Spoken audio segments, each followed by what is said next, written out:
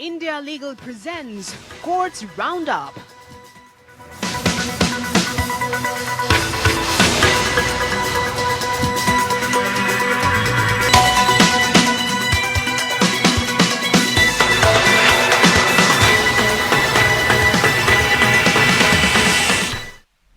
नमस्कार, आप देख रहे हैं हमारी खास पेशकश कोर्ट्स राउंडअप। मैं हूं आपके साथ रेशु त्यागी। इस बुलेटिन में अगले आधे घंटे हम आपको कोर्ट से जुड़ी तमाम छोटी बड़ी खबरों से रूबरू करवाएंगे। कोर्ट की कार्यवाही और सुप्रीम कोर्ट से लेकर हाई कोर्ट और लोअर कोर्ट तक के फैसलों को आपके सामने रखेंगे। लेकिन आगे बढ़ने से पहले एक नजर डाल लेते हैं हेडलाइंस पर। कार्यक्रम के प्रायोजक है डॉक्टर ऑर्थो आयुर्वेदिक ऑयल और कैप्सूल। अब दर्द भी घुटने टेकेगा। किसान आंदोलन पर सुनवाई के दौरान पंजाब हरियाणा हाई कोर्ट ने कहा, बल प्रयोग अंतिम विकल्प हो, कानून व्यवस्था हाथ से ना फिसले।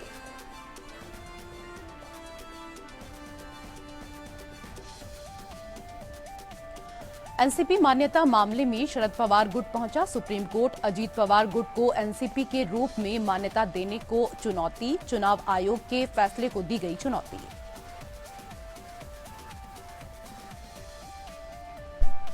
मानहानि मामले में तेजस्वी यादव को मिली सुप्रीम कोर्ट से राहत। अदालत ने मानहानि केस किया निरस्त। तेजस्वी ने वापस ले ली थी टिप्पणी।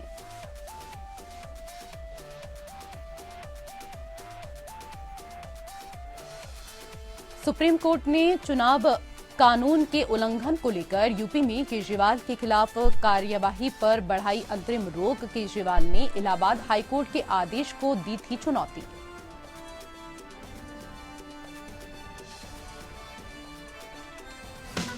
India Legal presents Courts Roundup.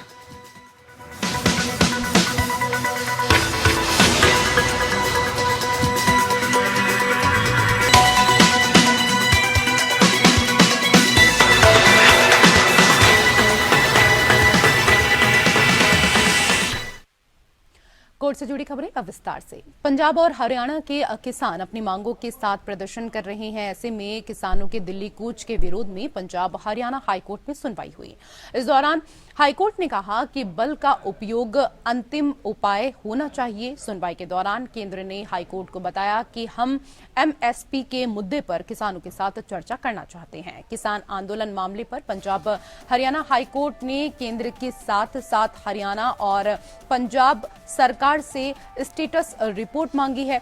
Court इस मामले पर गुरुवार को अगली सुनवाई करेगा। इस दौरान दिल्ली सरकार भी अपना पक्ष रखेगी। हरियाणा सरकार के वकील का कहना है कि राज्य में धारा 144 तब से लागू है जब आखिरी विरोध प्रदर्शन हुआ था। तब कुछ आपराधिक वारदात हुई थी, इसलिए हम कानून और व्यवस्था की आशंका वाली स्थिति से बचने के लिए एहतियाती कदम उठा रहे हैं। हरियाणा सरकार के वकील ने कहा कि वो निर्दिष्ट स्थानों पर विरोध करने के लिए दिल्ली सरकार से अनुमति ले सकते थे। पंजाब और हरियाणा हाईकोर्ट के कार्यवाहक चीफ जस्टिस ने हरियाणा सरकार से पूछा कि वो केवल आपके राज्य से गुजर रहे हैं, उन्हें आने जाने का अधिकार है। आपने सीमा क्यों अवरुद्ध कर दी है? आप परेशान क्यों हैं? क्या वो हरियाणा में आंदोलन कर रहे हैं? आप सड़कें क्यों अवरुद्ध कर रहे हैं? इस पर हरियाणा सरकार ने जवाब दिया कि दिल्ली से 5 किलोमीटर पहले इकट्ठा होने के लिए कहा गया। उन्होंने वहां हथियारों के साथ ट्रैक्टरों को मॉडिफाई कर रखा है, इसलिए हम कानून और व्यवस्था बनाए रखना चाहते हैं। पंजाब सरकार के वकील ने कहा कि मुद्दा ये है कि वो विरोध प्रदर्शन के लिए आगे बढ़ रहे हैं, पंजाब में इकट्ठा होने के लिए नहीं।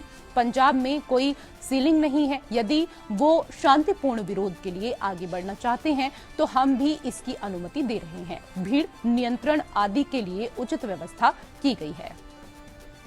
हरियाणा सरकार ने कहा कि शांतिपूर्ण विरोध का समर्थन किया जा सकता है, लेकिन यहां वो जनता को असुविधा में डाल रहे हैं। इनके पिछले रिकॉर्ड पर भी नजर डाली जाए तो सब कुछ पता चल जाएगा। एक्टिंग चीफ जस्टिस ने पूछा कि आपको कैसे पता कि वो वही लोग हैं? किसी भी स्थिति में बल प्रयोग अंतिम विकल्प होना चाहिए। कोर्ट ने कहा कि ये कहना बहुत आसान है कि उनके पास अधिकार है, लेकिन सड़कों पर लोगों की सुरक्षा के लिए राज्य को भी कदम उठाना होगा। उनके भी अधिकार हैं। हाईकोर्ट ने कहा कि अभिव्यक्ति के मौलिक अधिकार में संतुलन होना चाहिए। कोई भी अधिकार अलग नहीं है। सावधानी और एहतियात को ध्यान में रखा जाना चाहिए। किसी भी मुद्दे को सौहार्दपूर्ण ढंग से हल किया जाना चाहिए। बल का उपयोग अंतिम उपाय होगा। केंद्र ने कहा कि जहां तक एमएसपी का सवाल है, हम किसानों के साथ चर्चा करने के लिए तैयार हैं। हम चंडीगढ़ में मीटिंग करने के लिए तैयार हैं।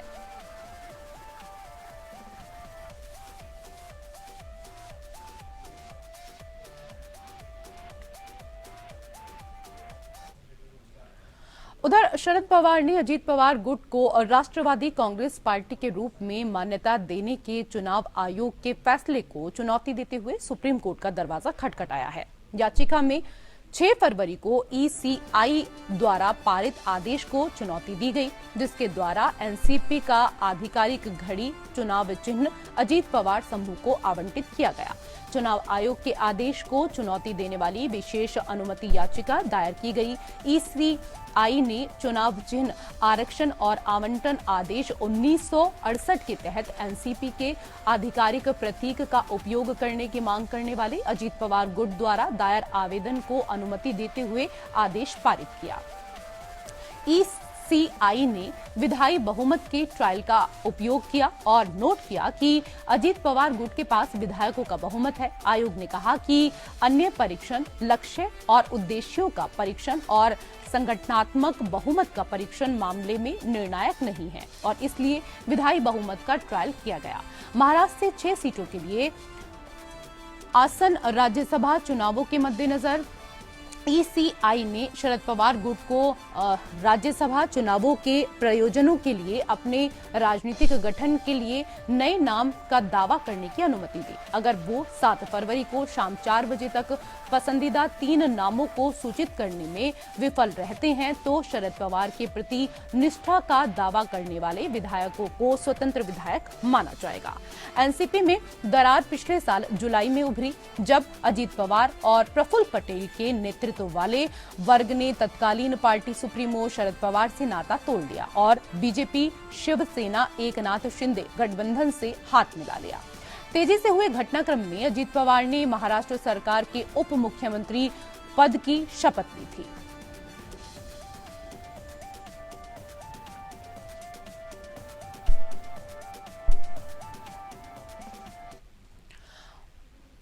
उधर मानहानि मामले में आरजेडी नेता तेजस्वी यादव को बड़ी राहत मिली है। सुप्रीम कोर्ट ने गुजरातियों को ठग बताने वाले बयान को लेकर दर्ज मानहानि केस को निरस्त कर दिया। सुनवाई के दौरान तेजस्वी ने हलफनामा दायर कर कहा था कि उन्हें गुजरातियों को ठग बताने वाले बयान पर खेद है और वो उसे वापस ले रहे हैं। सुप्रीम कोर्ट ने अपने फैसले में कहा कि तेजस्वी यादव के खिलाफ अब अहमदाबाद में ट्रायल नहीं चलेगा। इतना ही नहीं, सुप्रीम कोर्ट ने तेजस्वी का माफीनामा भी स्वीकार कर लिया।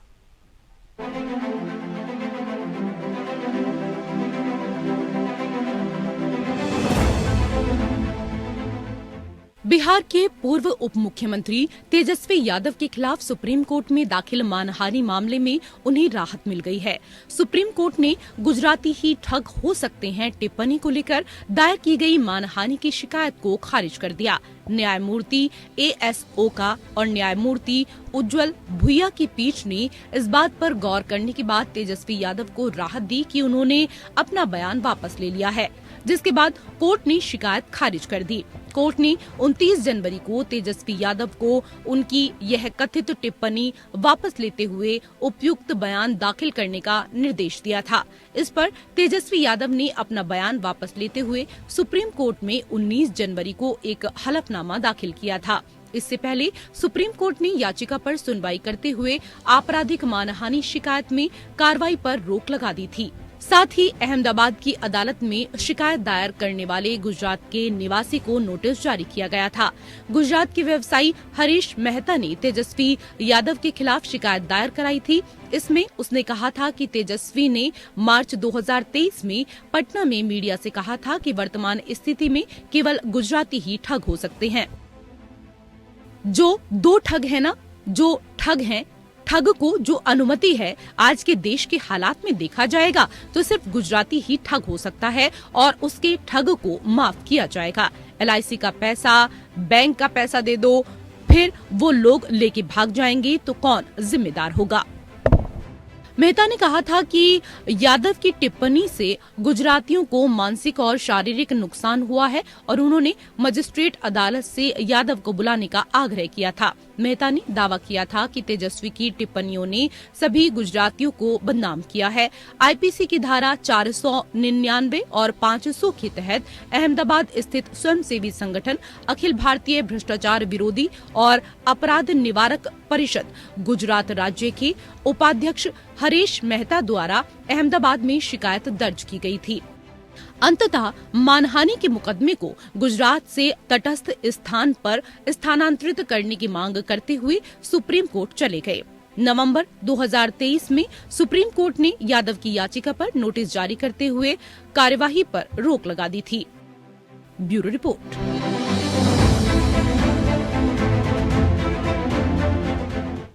और उधर सुप्रीम कोर्ट ने 2014 के लोकसभा चुनाव प्रचार के दौरान उत्तर प्रदेश में भारतीय जनता पार्टी और कांग्रेस पर कथित तौर पर आपत्तिजनक टिप्पणी करने के मामले में दिल्ली के मुख्यमंत्री अरविंद केजरीवाल के खिलाफ कार्यवाही पर अंतरिम रोक की अवधि बढ़ा दी है। केजरीवाल ने इलाहाबाद उच्च न्यायालय की लखनऊ पीठ के उस आदेश के खिलाफ शीर्ष अदालत का रुख किया था जिसने सुल्तानपुर की एक ट्रायल कोर्ट में लंबित आपराधिक मामले में केजरीवाल को आरोप मुक्त करने से इनकार कर दिया था। न्यायमूर्ति एम सुंदरेश और न्यायमूर्ति SVN भट्टी की पीठ ने केजरीवाल की याचिका पर सुनवाई की। केजरीवाल पर जनप्रतिनिधित्व RP अधिनियम 1951 की धारा 125 के तहत चुनावों के संबंध में वर्गों के बीच दुश्मनी को बढ़ावा देने का आरोप लगाया गया। केजरीवाल ने 2 मई 2014 को प्रचार अभियान के दौरान कथित तौर पर कहा था, जो कांग्रेस को वोट देगा देश के साथ गद्दारी होगी, जो बीजेपी को वोट देगा उसे खुदा भी माफ नहीं करेगा। केजरीवाल ने अपनी याचिका में कहा कि उन्होंने किसी धर्म या जाति का नहीं बल्कि केवल एक राजनीतिक दल का जिक्र किया था और जनप्रतिनिधि अधिनियम की धारा 125 के प्रयोजनों के लिए किसी राजनीतिक दल को नागरिकों का एक वर्ग नहीं माना जा सकता है।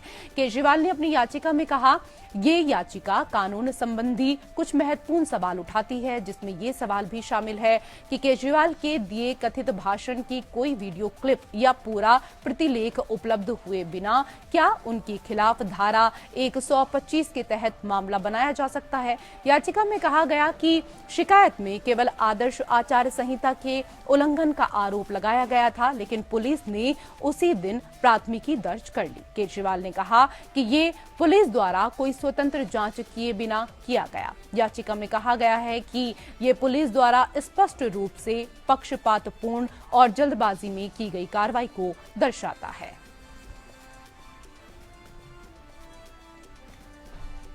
सुप्रीम कोर्ट ने CPIM नेता M स्वराज द्वारा 2021 के विधानसभा चुनावों में त्रिपुनिथुरा निर्वाचन क्षेत्र से कांग्रेस विधायक के बाबू के चुनाव को चुनौती देने वाली चुनाव याचिका को लोक प्रतिनिधित्व अधिनियम 1951 के तहत सुनवाई योग्य माना। जस्टिस अनिरुद्ध बोस और जस्टिस PV संजय कुमार एक बार जब हाईकोर्ट ने राय दी कि एक अधिनियम जनप्रतिनिधित्व अधिनियम की धारा 123 खंड 3 के तहत सुनवाई योग्यता मुद्दा बनता है, तो हमें इसमें हस्तक्षेप करने का कोई आधार नहीं मिलता। 2021 के विधानसभा चुनाव में बाबू से हारने वाली स्वराज ने बाबू के चुनाव को अमान्य घोषित करने की मांग करते हुए हाईकोर्ट का दरवाजा खटखटाया।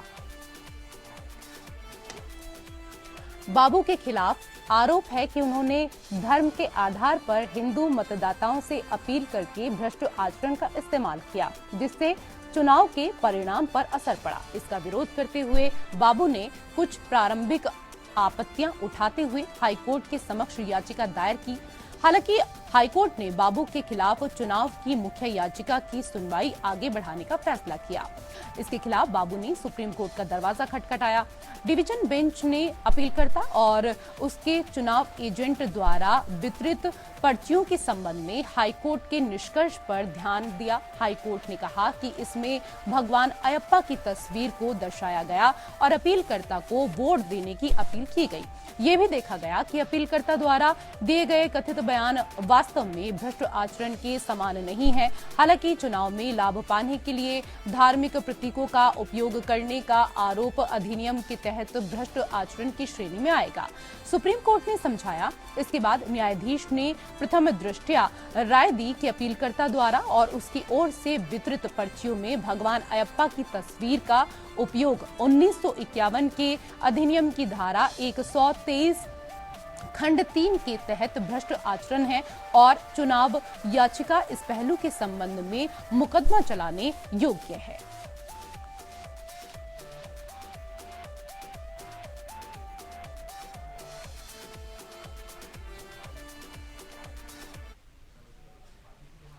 उधर सुप्रीम कोर्ट ने साई रिजोर्ट नाम के कथित अवैध रिजोर्ट के निर्माण के संबंध में मनी लॉन्ड्रिंग मामले में आरोपी शिवसेना उद्धव गुट एमएलसी अनिल परब के करीबी सहयोगी सदानंद कदम को जमानत दे दी है। दापोली महाराष्ट्र के रत्नागिरी जिले में स्थित है। कदम को ईडी ने धन शोधन निवारण अधिनियम 2002 पीएमएलए एक्ट की धारा 3 के तहत दंडनीय अपराध के संबंध में 10 मार्च 2023 को गिरफ्तार किया था। अक्टूबर में विशेष पीएमएलए कोर्ट द्वारा उनकी जमानत याचिका खारिज होने के बाद उन्होंने हाई कोर्ट का दरवाजा खटखटाया। हाई कोर्ट ने कदम को जमानत देने से इनकार करते हुए कहा, पीएमएलए एक्ट शिकायत को पढ़ने से स्पष्ट रूप से पता चलता है कि आरोप ये है कि आवेदक द्वारा किसी अनुसूचित अपराध से संबंधित आपराधिक गतिविधि के परिणाम स्वरूप प्रत्यक्ष या अप्रत्यक्ष रूप से विषयगत संपत्ति अर्जित या प्राप्त की गई है। इसके अलावा मेरी राय में प्रथम दृष्टया ये कहा जा सकता है कि आवेदक ने प्रत्यक्ष या अप्रत्यक्ष रूप से शामिल होने का प्रयास किया या जानबूझकर सहायता की या जानबूझकर पक्ष है या वास्तव में अपराध की आय से जुड़ी प्रक्रिया या गतिविधि में शामिल है। इसे बेदाग संपत्ति के रूप में पेश किया। हाईकोर्ट के आदेश के खिलाफ कदम ने जमानत की मांग करते हुए हाईकोर्ट के समक्ष याचिका दायर की। जस्टिस अभय एस ओका और जस्टिस उज्जवल भुइया की खंडपीठ ने पक्षकारों के वकील को सुनने के बाद कदम को जमानत देने का फैसला किया। खंडपीठ ने कहा, हम पाते हैं कि अपीलकर्ता प्रथम प्रतिवादी निदेशालय द्वारा दायर शिकायत मामले के निपटारे तक उचित नियमों और शर्तों पर पीएमएलए एक्ट के अनुसार जमानत पर रहने का हकदार है। एएसजी के निष्पक्ष रुख को देखते हुए हम विस्तृत कारण दर्ज नहीं कर रहे हैं। अदालत ने ईडी से 1 सप्ताह की अवधि के भीतर कदम को विशेष अदालत के समक्ष पेश करने का निर्देश दिया। इस पर विशेष अदालत अपीलकर्ता को शिकायत मामले की सुनवाई समाप्त होने तक उचित नियमों और शर्तों पर जमानत पर रिहा कर देगी।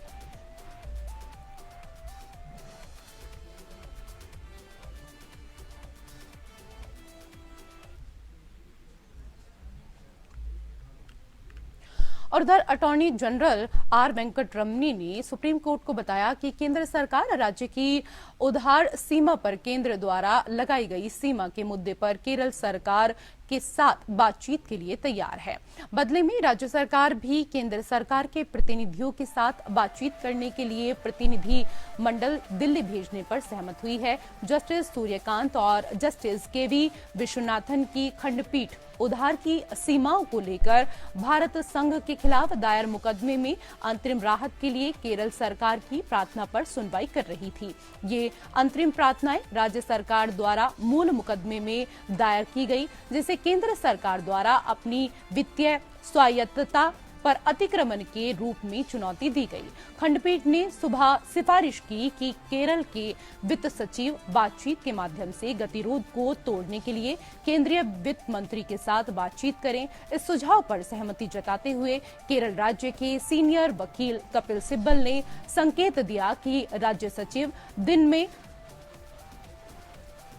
बाद में बातचीत के लिए उपलब्ध होंगे। दूसरी ओर अटॉर्नी जनरल ने निर्देश लेने के लिए सुनवाई दोपहर 2 बजे तक स्थगित करने का अनुरोध किया। दोपहर में जब इस मामले को फिर से उठाया गया तो एजी वेंकटरमनी ने अदालत को सूचित किया, अदालत से आए सुझाव को सर्वोच्च सम्मान मिला है, जिसकी वो हकदार हैं। सरकार बैठक के लिए तैयार है। आइए इसे बिना कुछ डाले खुला रखें, जिससे खुली बातचीत हो और उसमें से जो निकले वो आगे बढ़ने का मार्ग प्रशस्त कर सके। सहमति जताते हुए सिब्बल ने कहा, हम बुधवार सुबह तक केरल से प्रतिनिधिमंडल लेकर आएंगे। दुर्भाग्य से बजट कल और परसों वित्त मंत्री द्वारा पेश किया जाएगा, अन्य आएंगे जिससे बातचीत शुरू हो सके। जस्टिस कांत ने आशावाद के साथ कहा, चाहे राज्य हो या केंद्र, ऐसे अनुभवी प्रशासक हैं जिन्होंने अपने सार्वजनिक जीवन में विभिन्न क्षमताओं में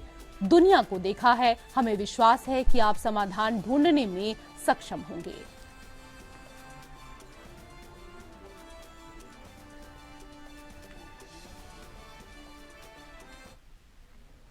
और अपनी तलाकशुदा पत्नी को अंतरिम गुजारा भत्ता देने के निर्देश के खिलाफ एक मुस्लिम व्यक्ति की याचिका में सुप्रीम कोर्ट इस सवाल पर विचार करने के लिए तैयार है कि क्या एक मुस्लिम महिला सीआरपीसी की धारा 125 के तहत याचिका बनाए रखने की हकदार है। इस पर इंडिया लीगल के वेब रिपोर्टर बताएंगे कि मुस्लिम कानून में तलाक और मेंटेनेंस के क्या कुछ नियम हैं।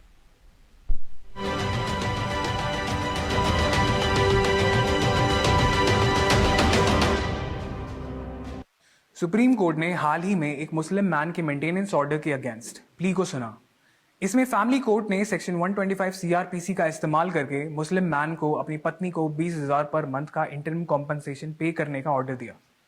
पति ने उस ऑर्डर को तेलंगाना हाईकोर्ट में अपील इस बेसिस पे किया कि डाइवोर्स 2017 में हो गया था एंड फैमिली कोर्ट ने उसे डाइवोर्स सर्टिफिकेट को कंसिडर भी नहीं किया। लेकिन हाई कोर्ट ने इंटरिम कॉम्पनसेशन को सेट असाइड तो नहीं किया, लेकिन कुछ फैक्ट्स एंड सर्कमस्टांसेस के बेसिस पे उसे चेंज करके 10,000 पर मंथ कर दिया और फैमिली कोर्ट को सारी प्रोसीडिंग्स 6 महीने के अंदर कंप्लीट करने का भी ऑर्डर दिया। पति ने सुप्रीम कोर्ट में ये ऑर्डर चैलेंज किया, ये कहते हुए कि Muslim women is not entitled to proceed under section 125 CRPC और उन्हें Muslim women protection of rights and divorce act 1986 act में प्रोसीड करना चाहिए, क्योंकि वो एक बेहतर रेमेडी है। इस मैटर को कोर्ट ने फरवरी 19, 2024 को लिस्ट किया है और सीनियर एडवोकेट गौरव अग्रवाल को एमिकस क्यूरी की तरह अपॉइंट किया है। 1985 के मोहम्मद अहमद खान वर्सेस शाह बानो बेगम मामले के बाद से सुप्रीम कोर्ट ने ये पक्का कर दिया है कि मुस्लिम महिला भी सीआरपीसी के धारा 125 से कॉम्पनसेशन ले सकती है। मुस्लिम women protection of rights on divorce act 1986 ने भरण पोषण के अधिकारों को इद्दत पीरियड तक सीमित कर दिया, जिसे डैनियल लतीफी वर्सेस भरत सिंह में चैलेंज किया गया, जहां इसे इंटैक्ट रखा गया लेकिन मेंटेनेंस को इद्दत पीरियड से भी आगे बढ़ा दिया गया। इकबाल बानो वर्सेस उत्तर प्रदेश, शुरू में मुस्लिम महिलाओं को सीआरपीसी की धारा 125 से डिनाई किया गया था। हालांकि शबाना बानो वर्सेस इमरान खान और शमीना फारूकी वर्सेस शाहिद खान ने इद्दत के बाद भी मेंटेनेंस की ऑर्डर दी गई। जस्टिस अमानुल्लाह ने 1986 एक्ट और सीआरपीसी दोनों के तहत एक मुस्लिम महिला के भरण पोषण के अधिकारों की पुष्टि की।